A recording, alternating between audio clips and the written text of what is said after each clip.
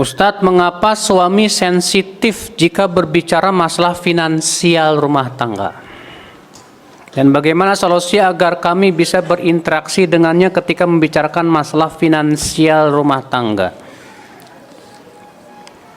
Memang ibu, masalah finansial sangat sensitif karena kewajiban suamilah untuk mencarikan nafkah. Iya. Maka kewajiban ibu jangan punya sifat ingin tahu. Mas, saya pengen tahu tabungan kamu berapa sih sebetulnya di bank. Gak bagus, Bu. Suami kalau ditanya begitu marah. Kenapa? Karena ibu sudah masuk dalam perkara yang itu bukan urusan ibu. Bukan urusan ibu untuk bertanya tentang duit suami, bukan. Ibu itu tidak diperintahkan oleh Allah dan Rasulnya untuk senantiasa menghitung-hitung kekayaan suami, bukan. Yang diperintahkan oleh Allah kepada ibu menaati suami, menjalankan sebagaimana seorang istri menjalankan dalam hak-hak suami dan yang lainnya. Makanya tidak ada satupun ibu para sahabat yang bertanya kepada suaminya, Mas, ya kamu duitnya berapa sih? Ya, gaji kamu berapa sih? Nggak ada, Bu. Dahulu, Bu, ibu-ibu kok ngobrol, dengerin. Dahulu ibu istri-istri Nabi Shallallahu Alaihi Wasallam rupanya datang ke Rasulullah minta tambahan nafkah. Minta tambahan nafkah kepada Rasulullah Shallallahu Alaihi Wasallam. Maka Rasulullah marah. Maka Rasulullah Shallallahu Alaihi Wasallam meninggalkan istri-istrinya selama 29 hari. Sampai-sampai sebagian sahabat ada yang menganggap bahwa Rasulullah menceraikan istri-istrinya. Setelah selesai 29 hari, Rasulullah SAW memanggil istrinya satu-satu lalu ditanya, jika kamu lebih memilih Allah dan Rasulnya, kamu akan tetap jadi istriku. Tapi kalau kamu lebih memilih dunia, aku akan ceraikan kamu dengan cara yang baik dan aku akan berikan kamu ke dunia. Ternyata istri-istri Nabi lebih memilih apa yang ada di sisi Allah Subhanahu wa taala. Maka dari itu ibu, memang sangat-sangat sensitif sekali kalau suami ditanya masalah finansial, pasti itu. Yang jelas ibu sudah diberikan nafkah yang cukup, alhamdulillah, bersyukurlah. Ibu sudah diberikan oleh suami sesuatu yang cukup, berupa makan, pakaian, demikian pula untuk anak-anak, cukup, udah selesai. Nggak usah mikir yang lebih dari itu. Jadilah wanita yang qanaah, merasa puas dengan yang ada. Kecuali kalau memang suami tidak memberi kepada ibu yang cukup. Sebulan cuma dikasih 300.000 coba Ustadz.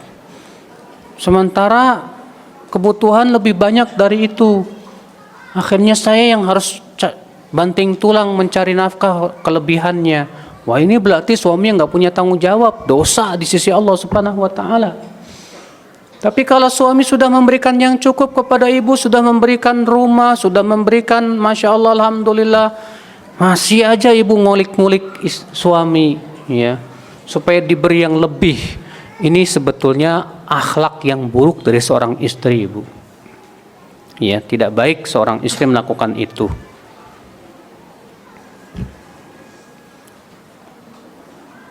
Saya ingin bertanya, apabila ada seorang suami bermaksiat seperti berjudi, main perempuan, tapi berbuat baik pada anak-anak orang lain, apa masih harus ditaati tuh suami? Ibu, kalau suami ibu berbuat maksiat kepada Allah, maka ibu jangan maksiati Allah dengan cara memaksiati suami. Kalau suami ibu berbuat maksiat, jangan balas maksiat suami dengan maksiat ibu kepada suami. Karena maksiat suami itu dosanya untuk dia, bukan untuk ibu. Maksiat suami adalah merupakan kesalahan yang akan dia pertanggungjawaban di hadapan Allah Subhanahu wa taala. Tapi kan Ustadz, saya mana bisa terima kalau ternyata dia main perempuan lain, berbuat maksiat, judi dan yang lainnya. Ya, memang seorang mukmin harus mengingkari. Wanita yang salihat tidak akan ridha suaminya berbuat maksiat kepada Allah. Maka dari itulah nasihati, dakwahi, terus nasihati, dakwahi. Tapi kalau dia memerintahkan, tetap taati. Kalau ternyata dia tidak ada perubahan, malah menyuruh ibu dan menyeret ibu kepada maksiat, ya sudah. Ya. Lebih baik ibu menghindar darinya, ya, dengan cara berlepas diri darinya. Bagaimana seharusnya istri bersikap apabila suami melarang istri bekerja, sementara kondisi ekonomi keluarga sangat kekurangan, dan cara satu-satunya untuk membantu ekonomi keluarga adalah dengan istri bekerja. Dalam hal ini penghasilan suami benar-benar sudah tidak mampu memenuhi biaya pendidikan anak-anak dan biaya kehidupan sehari-hari. Bu, kondisinya Masya Allah, suami sudah tidak bisa membiayai pendidikan anak-anak, bahkan kehidupan sehari-hari aja nggak bisa. Ibu mau bekerja dilarang sama suami, oke. Kalau memang suamimu melarang ibu, berarti ibu harus memberikan pikiran dan masukan-masukan yang bermanfaat sama suami. Mas, kamu kan melarang saya bekerja, sementara untuk kehidupan sehari-hari saja nggak cukup, gimana ini mas? Terus gimana dong, ini kan sudah rezeki dari Allah, tapi kan mas, kita harus ada usaha. Bagaimana caranya supaya bisa tertutupi ini kebutuhan sehari-hari ini? Ya. Berikan masukan, bagaimana mas kalau saya belajar menjahit, nanti saya buka jahit menjahit. Bagaimana kalau saya belajar bikin kue, bikin makanan yang enak, nanti saya makanan-makanan itu bisa dijual di warung-warung dan yang lainnya. Ya, bagaimana kalau saya bikin sebuah kerajinan itu bisa dijual di toko-toko dan yang lainnya. Nah, coba ibu memberikan masukan. Terkadang ada jenis suami itu yang tidak pikirannya nggak bisa berkembang, bagaimana sih caranya berbisnis dan yang lainnya gitu loh. Coba ibu berikan masukan. Ya. Jalan-jalan solusi-solusi yang mudah-mudahan itu bermanfaat buat suami ibu agar dia mau bersungguh-sungguh dalam mencari nafkah. Yang kedua, ibu harus punya senjata qanaah. Qanaah itu merasa puas dengan yang ada. Ya, Rasulullah SAW, Imam Syafi'i berkata, "Idza ma kunta dza qalbin qanu'in fa anta wa malikud dunya sawa." Apabila kamu punya hati yang sangat qanaah, merasa puas dengan yang ada, maka kamu dengan para pemilik dunia, para raja dunia itu setara. Memang qanaah itu mahal. Rasulullah bersabda apa, Bu? Man aslama wa ruziqa kafafan wa qanna'ahu Allahu bima atah. Ya, tuba liman aslam, tuba, keberuntungan, pohon di surga bagi siapa? Orang yang masuk Islam dan diberikan rezeki yang pas-pasan. Wa qanna'ahu Allah bima atah, namun ia sangat qanaah, merasa puas dengan apa yang Allah berikan tersebut. Rasulullah mendoakan supaya dia diberikan tuba, kebahagiaan di dunia dan akhirat, pohon di surga. Masya Allah. Ya. Kalau suami mengajak kepada acara-acara yang bid'ah, apa harus menaatinya? Tidak boleh. Tidak boleh menaati suami kalau suami mengajak kepada acara-acara yang bid'ah, karena acara yang bid'ah itu, Bu, perkara yang dilarang dalam syariat.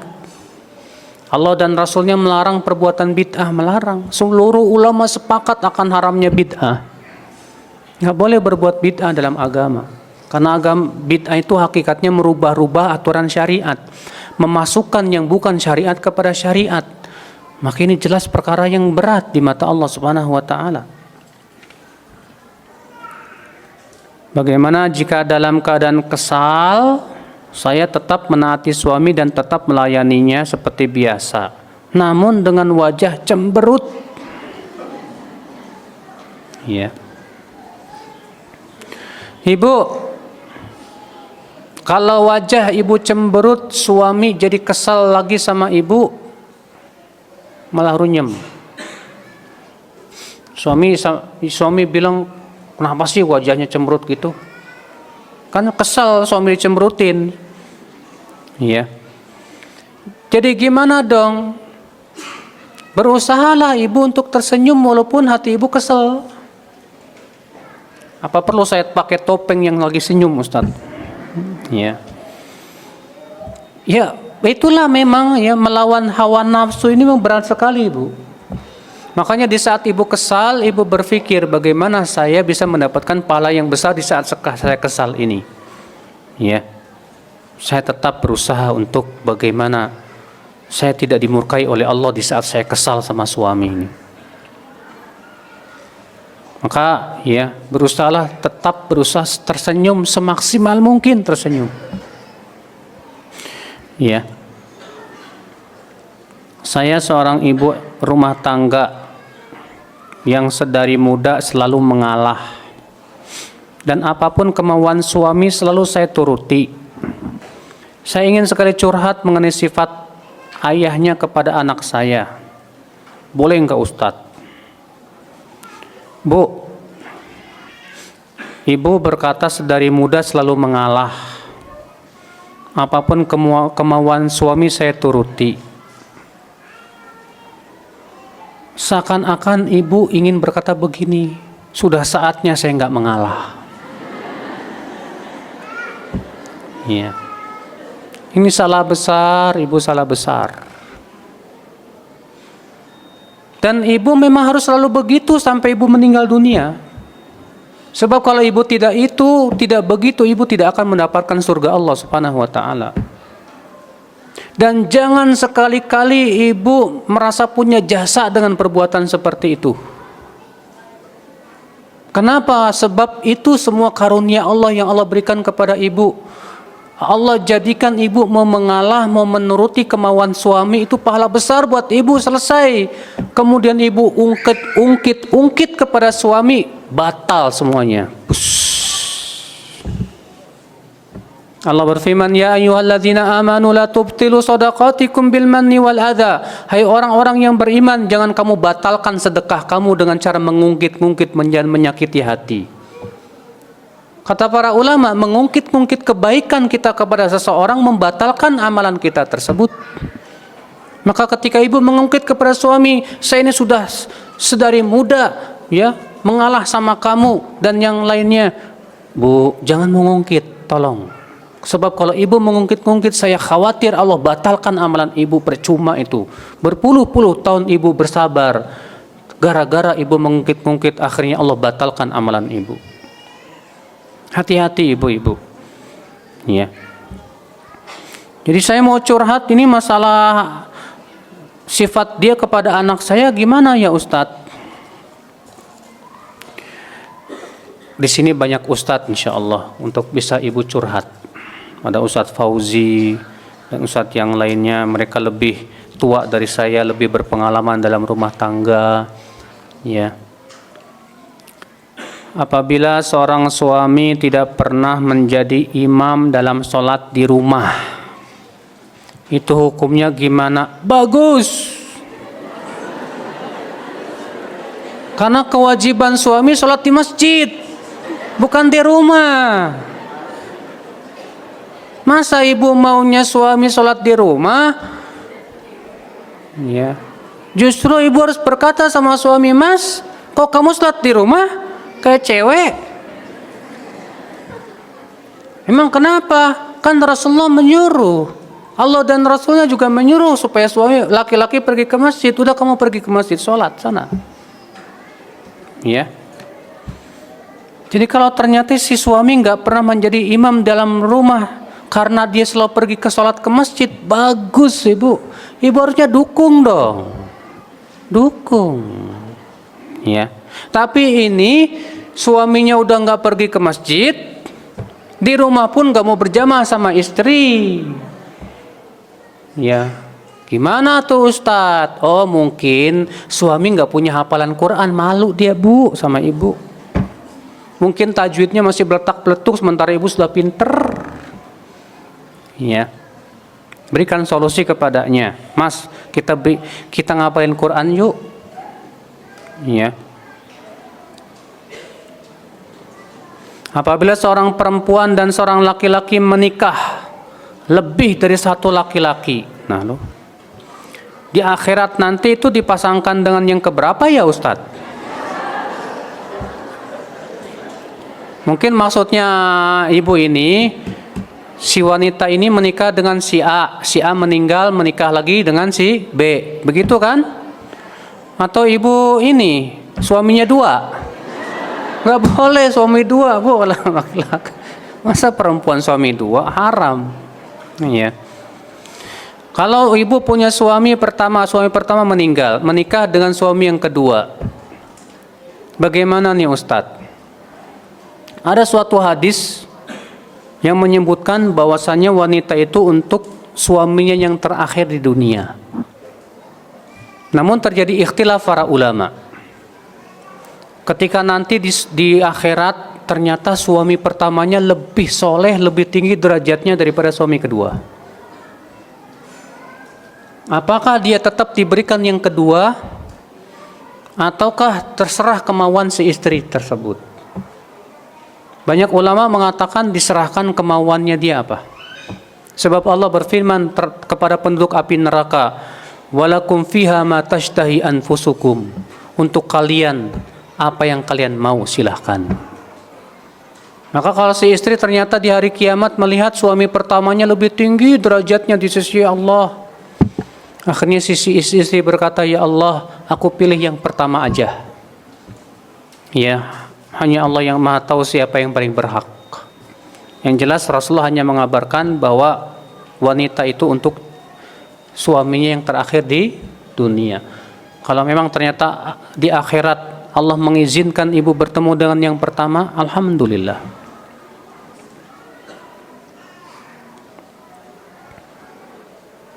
Apa hukumnya seorang istri menggunakan cadar ketika sedang bepergian tanpa ditemani suami dan diam-diam dari suami? Karena suami belum ridho istri menggunakan cadar. Bolehkah istri tetap menggunakan cadar di belakang suami dengan tujuan menjaga dan menutup aurat secara sempurna? Boleh, nggak masalah. Karena untuk menjalankan sunnah seperti cadar itu, kalaupun suami tidak mengizinkan sebetulnya nggak masalah. Kalau misalnya ibu di belakang suami pakai cadar, tapi di atas suami ya daripada berantem ya udah dibuka cadarnya, nggak masalah, bagus.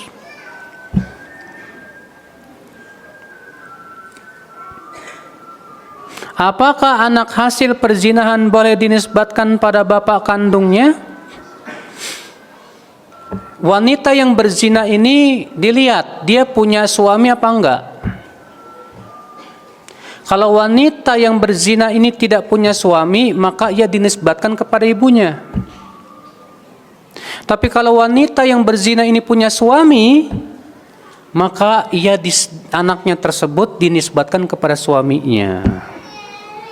Kenapa? Berdasarkan hadis Nabi SAW, al-waladu lil firash. Ya. Jika setelah melahirkan, lalu menikah, lalu secara agama dengan orang yang sama, lalu mempunyai anak perempuan, bisakah bapaknya menjadi wali nikahnya nanti? Jika setelah melahirkan, lalu menikah lagi secara agama. Oh, jadi dia berzina, kemudian melahirkan, menikahlah dengan wanita laki-laki yang menzinainya, begitu? Jumhur ulama mengatakan, dan para ulama yang mengatakan bahwa dia tidak boleh dinikahkan oleh bapak zinanya tersebut, karena itu bukan anaknya. Ya, secara syar'i, dan nisbatnya pun juga bukan kepada bapaknya tapi kepada ibunya. Apakah benar ada hadis yang mengatakan bahwa meninggal dalam keadaan jomblo maka matinya hina? Hah?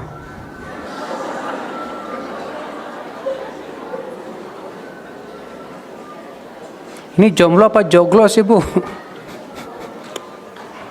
Apa benar ada hadis yang mengatakan bahwa meninggal dalam keadaan joglo? Joglo apa? Jomblo. Jomblo. Maka matinya hina. Nggak ada.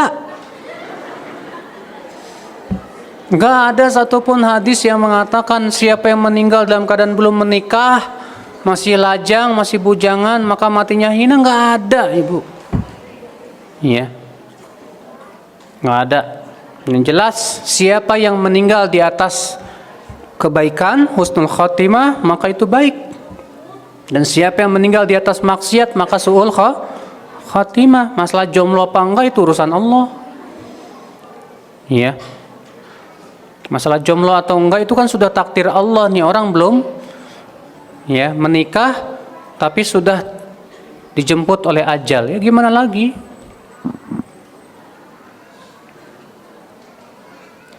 Apakah bapak saya yang sudah ditinggal ibu sudah 5 tahun harus menikah lagi, Ustadz?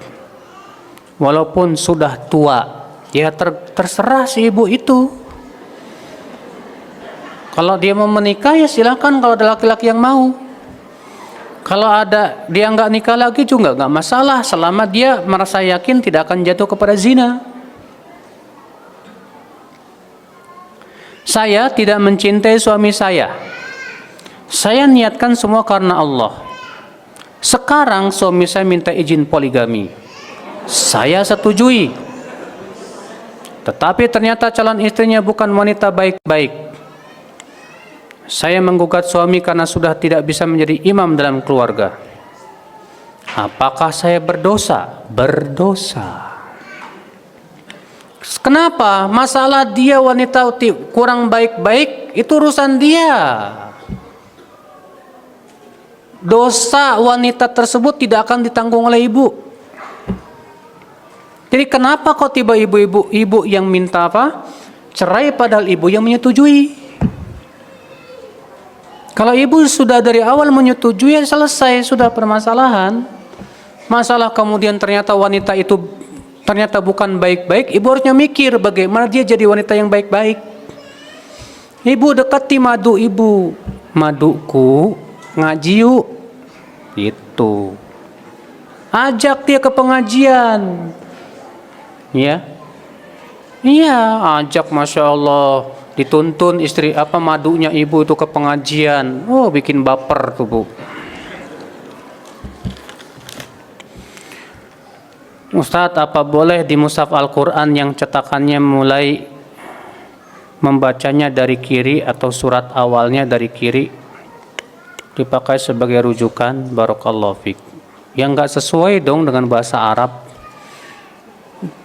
Karena bahasa Arab itu dari kanan, nulisnya aja dari kanan. Masa dari kiri ke kanan? Dari kanan ke kiri. Itu benar. Ya. Harus sesuai dengan bahasa Arab dong, jangan ngikutin ini.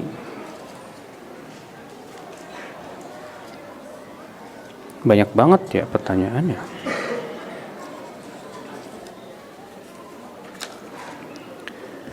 Sampai kapan harus bersabar?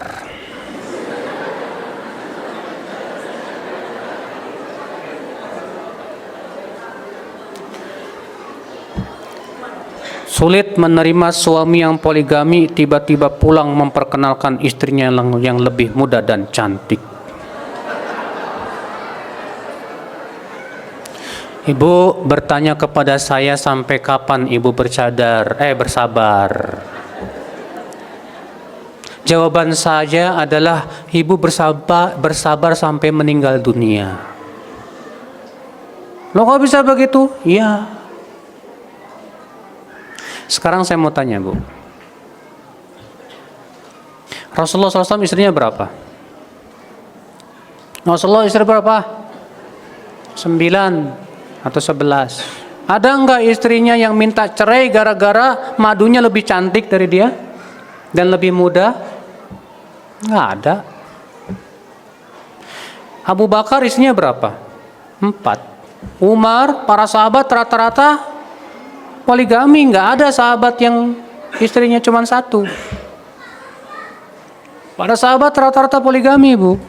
Tidak ada satupun para sahabiat yang berkata, saya minta cerai gara-gara madu saya ini lebih cantik. Tidak ada. Bahkan para ulama, Bu, rata-rata poligami. Ya, para ulama itu rata-rata poligami. Tidak ada istri-istri mereka yang minta cerai gara-gara madunya lebih cantik. Ya. Maka jadi sabarnya sampai kapan? Sampai meninggal.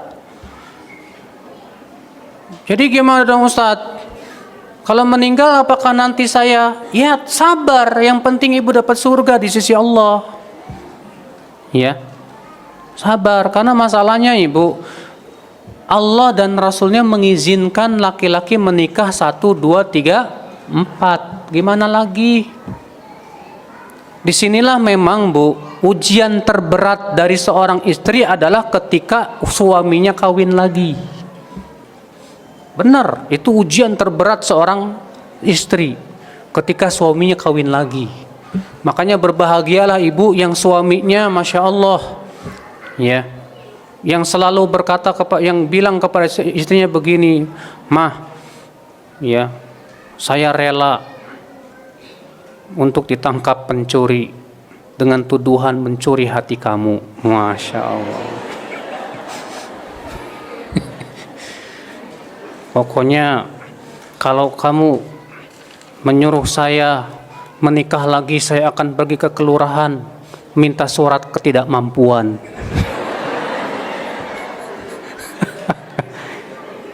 Gombal.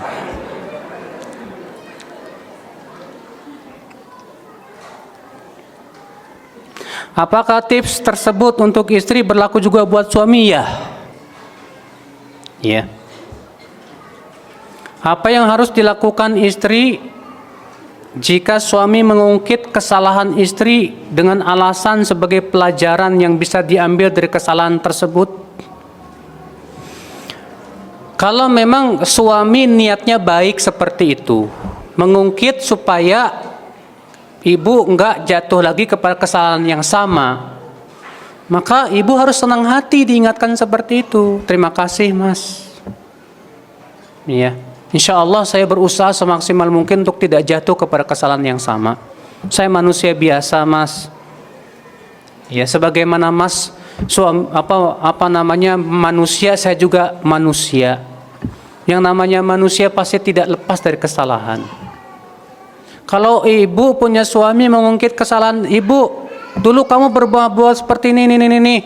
Alhamdulillah Mas, saya sudah bertobat sama Allah, alhamdulillah. Tolonglah maafkan kesalahan saya. Sebab kalau saya mau mengungkit kesalahan Mas, saya juga bisa kok. Tapi saya berusaha untuk memaafkan. Ya. Cara menasihati suami yang belum ikut sunnah supaya tidak menyinggung perasaannya. Nah, praktekanlah sunnah itu di hadapan suami. Supaya suami melihat betapa indahnya sunnah. Ketika ibu akhlaknya bagus kepada suami, mempraktekkan sunnah yang telah ibu pelajari, suami akan bertanya kepada ibu, mah kamu kok ngaji sama siapa sih? Masya Allah setelah ngaji kok semakin luar biasa pelayanannya. Ya, oh sama Ustadz Fulan. Pasti Ibu semakin ngaji, semakin luar biasa pelayanannya kepada suami. Oh itu Masya Allah. Adik suami saya perokok berat. Bolehkah seorang istri membuatkan kopi?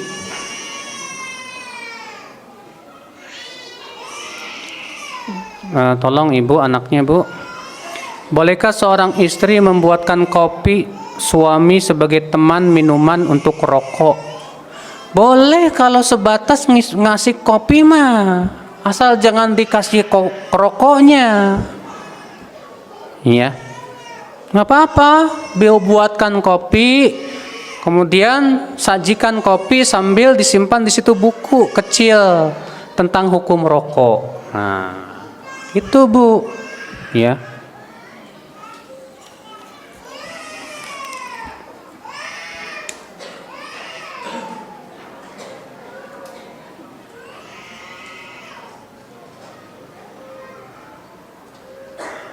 Saya kalau kajian dibiarkan pergi sendiri Ustadz, nggak peduli, malah didoakan begini, hati-hati ya.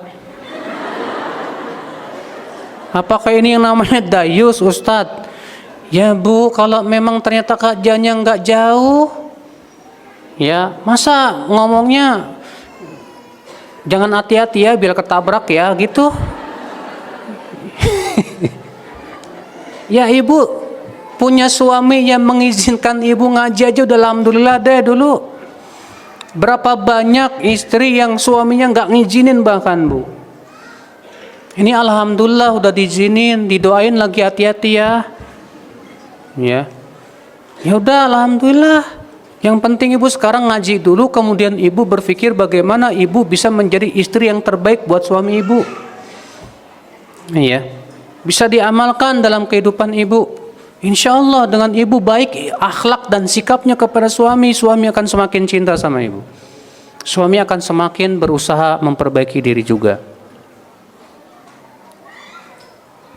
Bagaimana sikap saya sebagai istri yang ternyata diam-diam suami masih melakukan riba? Kok ibu tahu? Katanya diam-diam.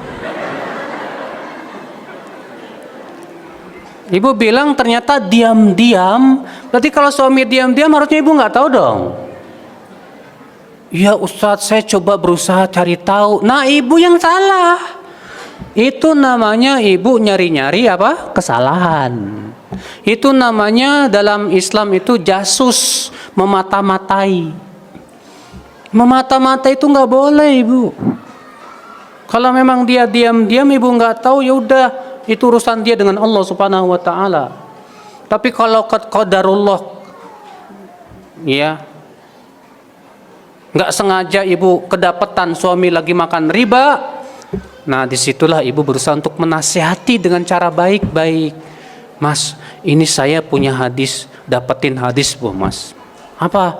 1 dirham riba dosanya sama dengan 36 kali berzina. Iya. Sampaikan hadisnya biar dia tahu. Kalau karena kita tahu bahwa kekurangan suami misalnya dalam membuat keputusan, dalam memimpin rumah tangga, terus si istilah yang akhirnya mengambil alih tugas tersebut, si istri lah, demi kelanggengan rumah tangganya. Apakah dalam hal ini istri termasuk dalam golongan istri yang tidak taat kepada suami? Kalau memang ibu punya suami yang pelin-pelan, tidak punya keputusan yang jelas, akhirnya ibu minta izinlah kepada suami, Mas, kamu itu selalu pelin-pelan dalam memberikan keputusan, izinkan saya yang mengambil keputusan. Karena terkadang ada jenis suami begitu Bu, pelin-pelan, terkadang A tiba-tiba B, A B, bingung dia harus memutuskan apa karena kekurangan akalnya.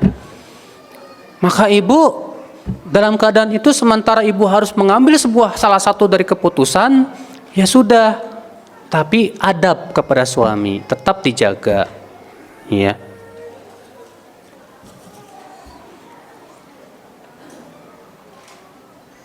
Apa yang harus saya lakukan kepada suami yang perhitungan banget Ustadz? Perhitungan dalam hal belanja, dapur, biaya sekolah, biaya berobat. Mungkin suami ibu ini kali ya Bu ya, bendahara atau sekretaris perusahaan, ya akuntan, jadi semuanya ditulis, ya. Ibu kalau punya suami seperti itu ya nggak masalah Bu, sabar aja. Kenapa? Mungkin suami ibu tahu ibu itu orangnya boros. Mungkin semuanya itu ibu supaya suami mengajarkan kepada ibu agar kalau belanja itu mikir-mikir apa manfaatnya. Jangan terlalu apa? Berhura-hura, berpoya-poya. Jangan, bagus. Makanya positive thinking aja deh sama suami. Semua diperhitungkan, semua ditulis, belanja dapur pun, biaya sekolah pun semuanya ditulis betul. Bagus sebetulnya. Supaya apa? Ibu dengan seperti itu sebetulnya suami ingin mendidik ibu. Supaya ibu betul-betul disiplin dalam masalah belanja, dalam masalah segala-galanya. Ya. Maka dari itulah ibu-ibu sekalian. Ya, jadi positive thinking dulu tuh. Suami seperti itu, saya yakin dia ingin kebaikan yang terbaik untuk istrinya. Saya yakin itu. Ya. Saya yakin suami ini tidak ingin istrinya tertipu dengan apa? Banyaknya belanjaan. Bisa belanja sana, bisa belanja sini. Akhirnya akhlak istri saya lama-lama kalau begini nantinya apa? Jadi manja. Ya. Ya memang kenyataan demikian. Ketika suami terlalu royal sama istri, semua dikasih duit, nggak perhitungan. Akhirnya apa? Istrinya terbiasa beri barang ini, mobil ini, beli itu. Akhirnya apa? Ketika suaminya ngasih yang sedikit, cemberut. Memang mudarat, betul. Maka mungkin suaminya ini ingin mengajari istrinya kebaikan buat dia, insya Allah. Saat berikan kami nasihat bagaimana agar kami kaum Hawa dapat menerima takdir saat suami berpoligami. Langsung ibu ingat Rasulullah. Suami saya berpoligami, dulu Rasulullah berpoligami. Ibu langsung ingat para sahabat. Suami saya berpoligami, para sahabat semua berpoligami. Mungkin suami saya ingin mengikuti Rasulullah dan para sahabatnya. Rasulullah bersabda, ibu langsung ingat hadis, khairukum aktsarukum nisaan, sebaik-baik kamu adalah yang paling banyak istrinya. Wah, suami saya menjadi yang terbaik. Masya Allah, alhamdulillah. Ya, begitu ibu. Bagaimana menyikapi kehidupan rumah tangga yang berbeda manhaj antara suami dan istri? Berusahalah untuk menyatukannya dengan cara ngaji bareng-bareng. Saling sharing ilmu dan terus memberikan hujah-hujah yang kuat yang membuat mereka kembali kepada kebenaran.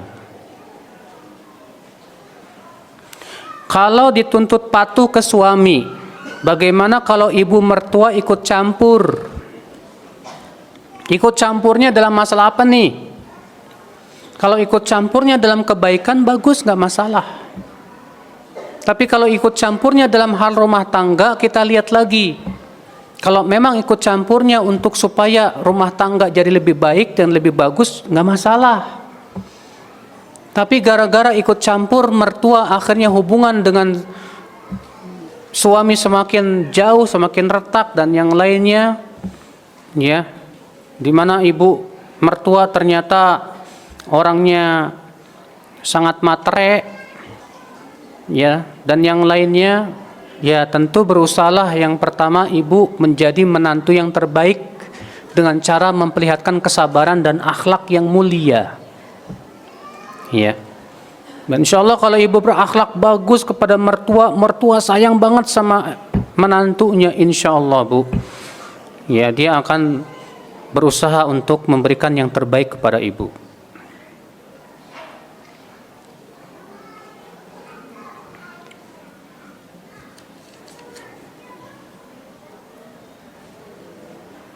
Bagaimana tips taat kepada suami yang sudah meninggal? Gampang atuh bu. Orang dia sudah nggak bisa nyuruh ibu. Namanya juga udah meninggal. Mau menaati suami yang sudah meninggal, taat apanya? Kan menaati itu kalau suami nyuruh, ya nggak bu? Kalau suami meninggal terus suami menyuruh apa? Oke. Mungkin maksudnya ibu begini. Bagaimana saya berbakti kepada suami yang sudah meninggal? Mungkin itu bu. Berbaktinya yang pertama, ibu berusahalah ibu senantiasa mendoakan suami ibu. dalam sholat ibu, dalam sujud ibu. Yang kedua, ibu bisa bersedekah untuk suami dengan sedekah yang pahalanya terus mengalir. Maka dengan cara itu insya Allah ibu tetap berbuat baik kepada suami biiznillah. Kadang dalam rumah tangga itu pastinya ada perbedaan pendapat Ustadz antara suami dan istri yang kadang membuat kita bertengkar dan marah. Apakah ini termasuk kita ini istri kufur kepada suami, Bu? Kalau ibu berbeda pendapat dengan suami, harus ada parameter yang jelas antara suami dan istri. Allah mengatakan apa, Bu? Fa in tanaza'tum fi syai'in farudduhu ila Allahi war Rasul. Jika kalian berselisih dalam suatu permasalahan, kembalikan kepada Allah dan Rasulnya. Allah menyebutkan jika kalian berselisih dalam suatu permasalahan apa? Allah tidak menentukan, pokoknya semua permasalahan, bahkan permasalahan dalam rumah tangga. Maka kalau ibu misalnya berbeda pendapat dengan suami, cobalah suami ajak kepada yang lebih dekat kepada yang lebih dekat kepada syariat. Bilang, Mas, kita kan nih berbeda pendapat nih, Mas. Sementara Allah mengatakan jika kamu berselisih kembalikan kepada Allah dan Rasulnya. Gimana, Mas, kalau kita kembali kepada Allah dan Rasulnya, melihat dalil mana yang lebih dekat kepada Allah dan Rasulnya, itu yang kita ambil. Bagaimana? Coba sampaikan begitu sama ibu kepada suami. Iya.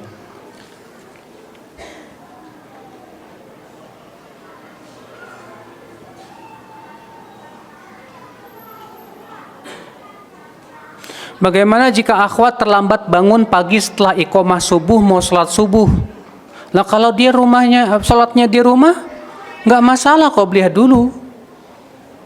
Karena kan iqomahnya di masjid.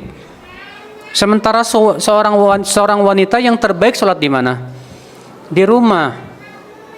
Maka pada waktu itu ya udah pas bangun kok iqomah. Jamnya masih jam berapa sih emang iqomah jam berapa? Paling iqomah jedanya antara azan 15 menit sampai 20 menit kan rata-rata kan? Ya udah berarti waktu subuh masih panjang kan? Masih panjang, ya udah kau beli aja nggak masalah kok, Bu. Ya.